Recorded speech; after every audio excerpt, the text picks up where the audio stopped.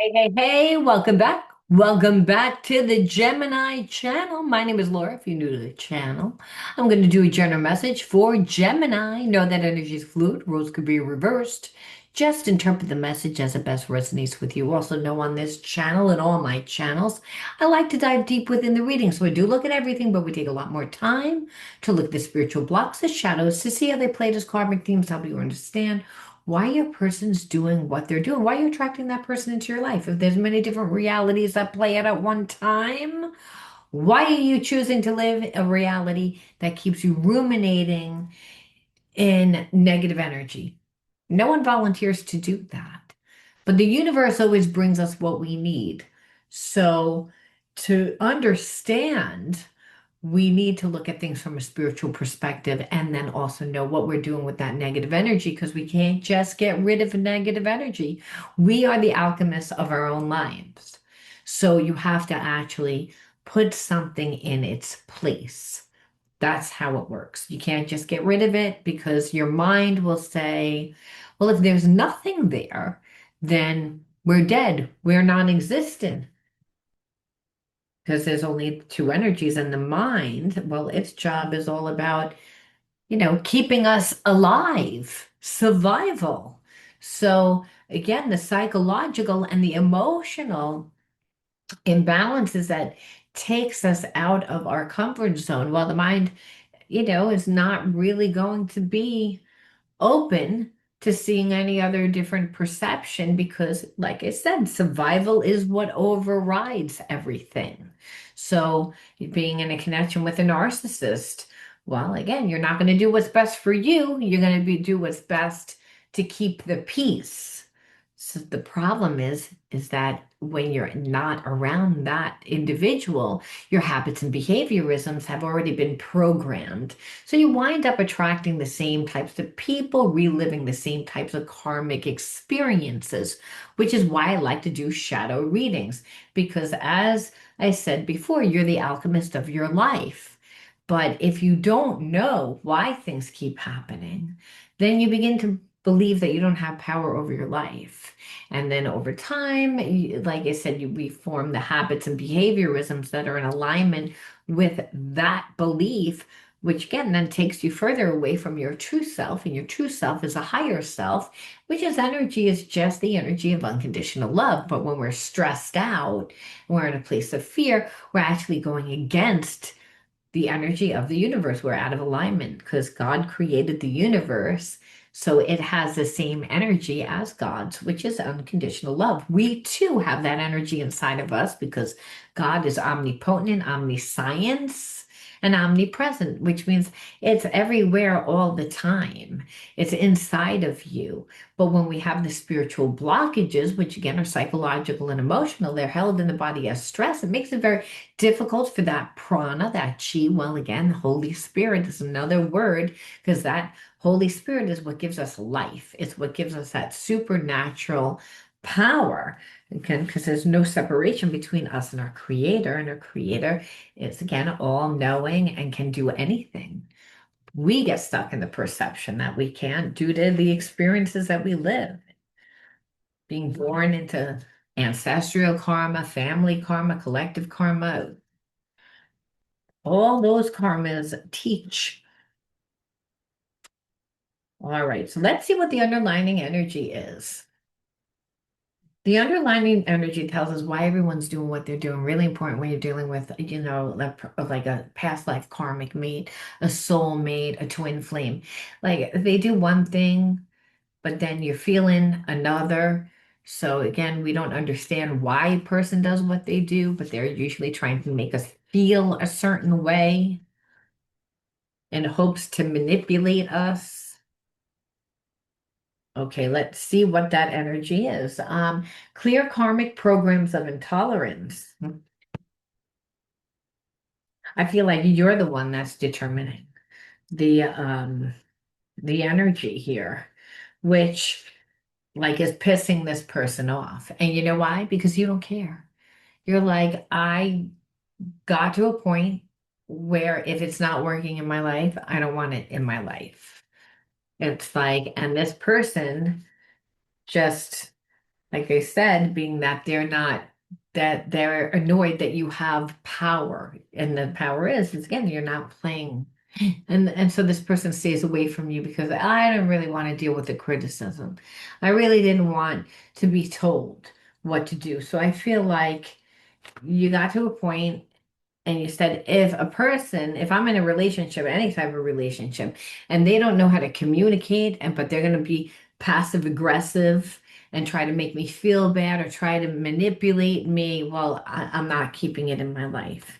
And so this person, like I said, stayed away because of criticism, thought that maybe the time, that maybe you would forget about it. And that's not really what happened. You held to it. They thought eventually, oh, no, you'll get over it. It's not really that big of a deal.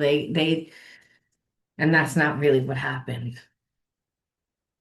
I feel like they thought time and space. No, because it was just too many other people in the mix. This person pretended that they wanted a monogamous relationship, but then you find out that they're talking to a bunch of other people, and you just got emotionally tired. And that's understand this person likes to do that in relationships. Even if they're not carrying on a fling, they're talking to people that are interested in them. So it makes it appear like they have all these options, but they're not really giving energy to anybody, and they're in a relationship with you. They're not giving energy to you either because, hey, there's other people there. So again, you felt like a conquest. Of course you would if there's, other people in the mix, you know? This person, like after a while, like the relationship, you get tired because it's always rocky. It's like it doesn't need to be this hard. They make it difficult. And they make it difficult because it's more about dominance, it's more about control. And, after a while, you get, like I said, you get tired because, it's like if they're giving energy to everybody, then what's the whole point of being in a connection with you? Again, of course, you're going to feel like a conquest. And that's the thing. This person doesn't really show remorse. So that's another reason why you feel like you conquest, where it's like this person needs to heal their inner child. They had a hard time of letting go of the past. So again, it continues to play out within their relationships. They never do the healing. They're just dishonest. They say that they want a monogamous relationship, they say, but really, the whole time you're feeling undervalued because it's like this person does what they want to do when they want to do it and how they want to do it. So it's all about them manipulating to get what they want, and that's but meanwhile, the whole time they're cheating, whether or not they're emotionally cheating because they're talking to other people, they're not giving you that energy. So people say, oh, it's only emotional cheating, but the emotional cheating leads to physical cheating. And then if they're not emotionally feeling safe to give you the person that they're supposedly in a relationship with, the supposedly they want a monogamous relationship, but the whole time they're talking to other people and may possibly even hooking up on the side, you're not feeling safe. And then this person has full control. They're not going to deal with you. They're going to avoid it because again, every time you have something to say, well, they don't like it. They're gonna, stonewall you. They're not going to deal with it. It's going to continue to feel as if you like are kept out of their life. And over time you got tired, so you called their bluff because you're like, I got tired of again the gaslighting, the weaving in and out of my life created brain damage because again that really it does because that's intermittent manipulation that this person is it's all about control dominance. They wanted you, but they wanted to be able to cheat. They wanted to keep their options open.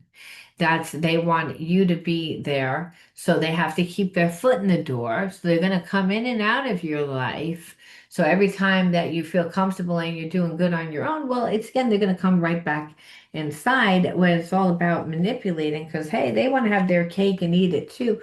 It's again, so it's all about them cheating. So of course you're going to feel undervalued.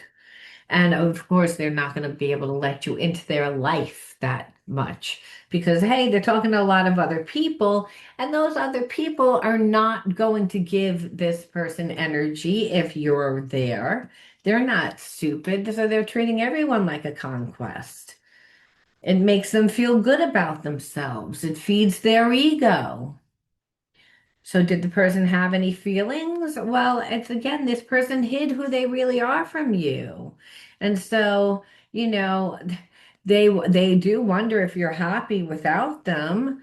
Um, they know how much you cared for them and they want to feel that way again. They want to feel it. But I see, again, this person is like, they buried themselves in work to forget you. They don't want to think about it. And it's like, this person is just like, I'll wait for a sign from you. So it's like they're childish. They're very childish. And so this person just feels like you wouldn't normally have been with me. You're too good for me. So I'm not going to come back to you. I'm going to wait for a sign. If you really want me in your life, you're going to reach out to me. That's this person. That's a coward's way out. Because this person down deep inside, they're like, I know that I was just a distraction from your pain. And, you might say, well, the timing just wasn't right. But the truth of the matter is that this person's not strong within themselves. They talk to a lot of other people. They hide behind material things. If they could bump into you, like I said, I look for you everywhere, like that, then, hey, they would talk to you because, hey, there's still a connection there, but it's almost like this person doesn't know what to do with your energy. They're in a low vibe energy. So it's like, yeah, we have a connection, but it's like this person wants to be in their like player ways. That's the issue. And as long as they don't heal the shit from the past, they justify it, is what I see. Let me get some of these cards out of here. Let's see if they're gonna do anything. I mean, I personally like wouldn't take this person back even if they are going to do something just because, you know, people that tend to need to talk to a lot of people, it's not gonna, they don't all of a sudden like change. They have to become someone. They have to fill themselves with, passions and hobbies and interests and lose their time in other things, not being a player. That's this person's identity is to talk to other people. Yeah, they want you because we have a connection, but I don't just want you. I want everyone else too. I don't want you to have everyone else though. And that's, like I said, like the intolerance is that where you're like the one-sided connections. Like you got to a point where you're like, I don't want this. And that's what this person can feel. That's why they're like, I know I was a distraction from your pain. You would have never been with me, but I do look for you everywhere. So if it was easy for me to talk to you, I would, which again, this person is afraid of rejection. So we see again a very low vibe energy to the point that you don't even have feelings anymore for this person. I feel like because you're seeing this person through different, like a lot differently now, like what they presented to you was someone that wanted a monogamous relationship. You found out that they were talking to other people. You found out that they were a player. So you don't see them the same way anymore. And that's why, and the passion it started to like dim out, right? Flickering is that it's like, feelings were coming and going. It wasn't that strong anymore. And it was because of what this person showed you. It's like, and that's why it's like they're like, they can feel that and that bothers them. So, yes, there's a part of this person that now is going through this epiphany, right? Like the outdated ways of thinking, their perception of who you are and how they played the game is actually like falling apart. And I don't think that this person would be able to just change their habits and behaviorisms. However, what they're seeing is that not people are not going to stick around for it. You're an aging player. So what do you have to like really contribute to a relationship? Like the outdated ways of thinking that this person thought, that you were replaceable. Really, people aren't replaceable. Like, and the grass is greener where you water it, but this person is watering everywhere. And what they're realizing is that there's nothing, a quantity does not like over quality. That's this person. And what we know is that they don't have really an identity or really anything. So who do you think they're attracting? They're attracting people like themselves. So it's again that with being that you walked away and all of a sudden you're like, I don't have that passion anymore. They can feel that psychic connection. And that's what happens when you heal and integrate the spiritual lesson. When you're connected to a past life karmic mate, and the person's trying to keep you in a place of disempowerment, they want to just feed you shit, which means I'm going to give you less than what you deserve. But why? Because I'm not comfortable giving you more. Why? Because I had other relationships, or just I don't really want to. In this case, this person's like, I don't really want to. I want to be a player. I like the quantity. It makes me feel good that I have a lot of people over that. But however, I don't want you to move on. So I'm going to keep one foot in the door. I'm going to weave in and out. But if you're going to accept that, well, hey, then you're in a place of disempowerment, and alignment, right? Because you're not in the energy of love because the person's suppressing you. So what this person is realizing is when you walked away, hey, they lost a good thing. They still have feelings. They just know that you wouldn't take them back. That's why they like, if I could bump into you, like, and I look for you everywhere, but I can't reach out because again, this person's too afraid of the rejection. Yeah, they see who you are now, it could have been a divine union. But this person like did everything to fight you because they wanted to be free.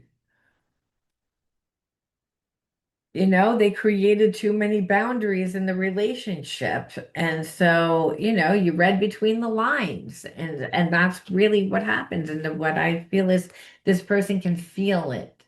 And it's again, and what they see is that you would never see them any differently. You would always see them as, a player wanting to be free, even though they have this connection, even though there's a part of them that's like, I would want to fix it, but you're not going to fix it. So I'm not even going to put my mind there. If I ran into you and I could see like your expression and I see, then maybe I can approach you. But what we also know is that we're not seeing that this person ever taking real accountability for the cheating. They're not. It's like what they see is like it's like they don't really believe that whatever they did was wrong. They're always gonna like find an excuse, think that they can come back in. And so if you were to let them back in after this, and so they're not going to put themselves in that situation because they don't want to be rejected. So then this way they can say, well, maybe, and they keep it in a place of maybe, but it's that this person's a coward. They're a coward and it's like the damage is done. What can I do? And part of them, I think they still would want to stay in that player energy. That's why again they wouldn't reach out to you. Reaching out to you and taking responsibility for how they treated you would show that they were stepping into their divine energy, coming back and bumping into you. Well, it's again, that's the coward's way out because I'm not going to take responsibility for everything that I did. However, I might apologize vaguely, but not mention what I did. And we would pick it up. And so you're not going to tolerate that. That's what this person knows. So we have to say, why did you attract this person into your life? If you're a mirror of whom, what comes into your life, right? What kind of energy is this? And we pull six. One, two, three, four, five, six. It's like kind of like a surprise when I do it.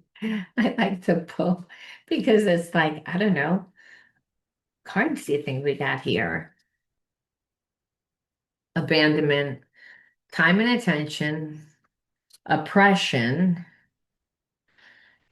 friendship, laughter, and truth. Well, these three cards tell us everything. The abandonment, well, this person weaving in and out of your life, that intimate manipulation is what that triggers abandonment. And so it's a form, it's a way of oppressing you, of keeping you from not moving forward. And how you grew up was with somebody that, when you did something that they didn't like, they took their love away. It was like they punished you by either giving you the silent treatment, by, just not really giving you time attention. They kind of neglected you a little bit, but they also oppressed you.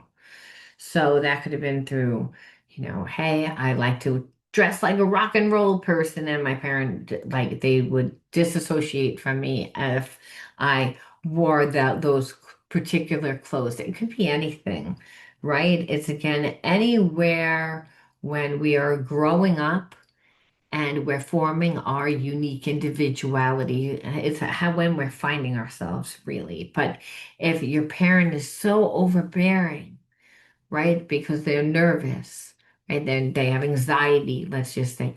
It's not that they want to be controlling, but they suffer from anxiety. That's going to affect your second chakra. And that second chakra, it represents your true unique individuality, which is, happens when we are growing up. We have an unfoldment process. And that unfoldment process, you know, is about what we're drawn to. So remember back in the day when I'm gonna date myself, but back in the day, everybody wore like Madonna bracelets and they wore them up their arm and they were dressing like Madonna, where let's just say here it is, you want to dress like Madonna and your mother's saying, you're not dressing like that because you look like a slut. Like you're a slut. What are you going to be like Madonna? Madonna's a slut. You know what I mean? Where that parent's perception of that rock star from whatever they acquired through the media, and now they're like, I don't want you to dress like that. I don't want you to be like that.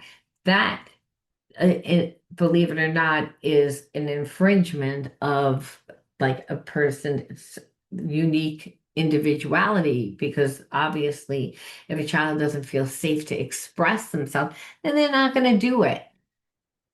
Then they're not going to do it because it's like, well, I get yelled at, so I'm not allowed to wear the black bracelets the way that Madonna did. I'm not allowed to wear a bow in my hair the way that Debbie Gibson did. Whatever the hell, the perception was of who you wanted to emulate, the things that you wanted to do. It could have also been, well, I wanted to go to college to be, a music major in music, and your parents said no, or something with the arts and your parents said no, you're going to be starving, that's not what I want you to do, you're going to do this, where you're very influenced, right? So that's oppression. That's because the oppression is there's punishment if you don't do what I tell you to do. So again, like growing up in that confined, environment, you weren't really allowed to like live your truth. So it could have been anything. It could have been your sexuality. It could have been anything. A lot of times parents project their hurts, their wounds onto their children. That also affects the second chakra where you're like, it wasn't mine, I inherited it. Where you grew up in a family that was very controlling, and now you find that you have anxiety and that you're very controlling. So it's the environment that had shaped your reality, but that reality is you don't really know 100% who you are and what's going to bring you joy and that happiness, where it's that passion. Laughter is connected to joy. There's a lack of joy, and there is a lack of joy if we're not allowed to live our truth, right? So we have to live somebody else's truth. Otherwise, we're going to be there's going to be consequences one way or the other. This could be psychological, it can be emotional, and guess what? Unfortunately, it could even be physical. So again, the child says, "Well, I'm going to do what's safe, and I'm going to be a closet like a person, someone that lives my truth in the closet instead of being me." Because I don't want to be rejected. I don't want to be, you know, emotionally hurt, physically hurt, whatever. So you'd have to say, what are we supposed to do with the negative energy? Because clearly, again, this person, they're not capable of giving you what you need. They're not on the right vibration. They're just on a low vibration. And they're on a low vibration because they're like, hey, I want to run around and be like with a million people because of what it makes me feel. Makes me feel like I'm so desirable that, oh, like that I can, swagger a little bit more and really think who I am. But that's not really who you are. At the end of the day, you have a bunch of people that are interested in you, but what for? For the facade, the illusion that you're creating, because it's again, there's no identity there. If that's just what you do in your spare time, who wants to be around someone that is just like that, all show, but no go. No one wants that.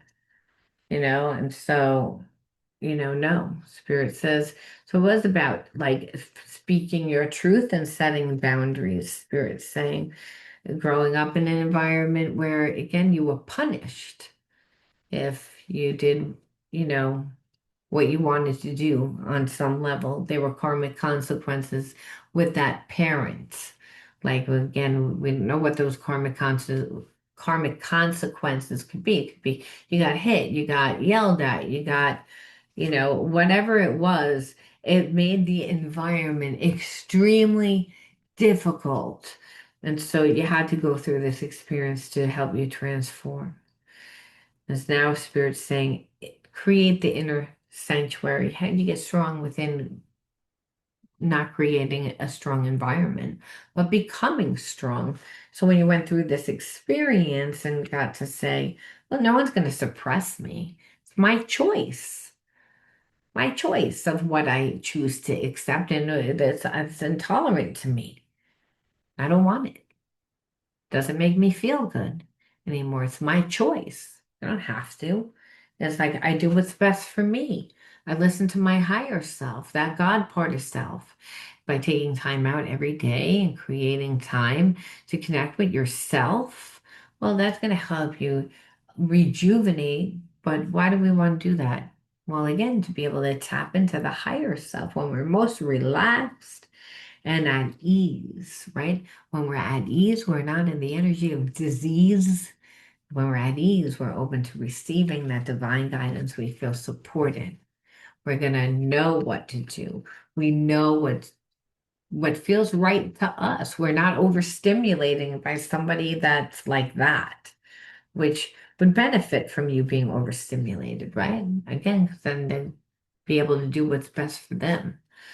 Now, Spirit says, now take a leap of faith in any direction. Take a bold step, even if the path is not fully visible.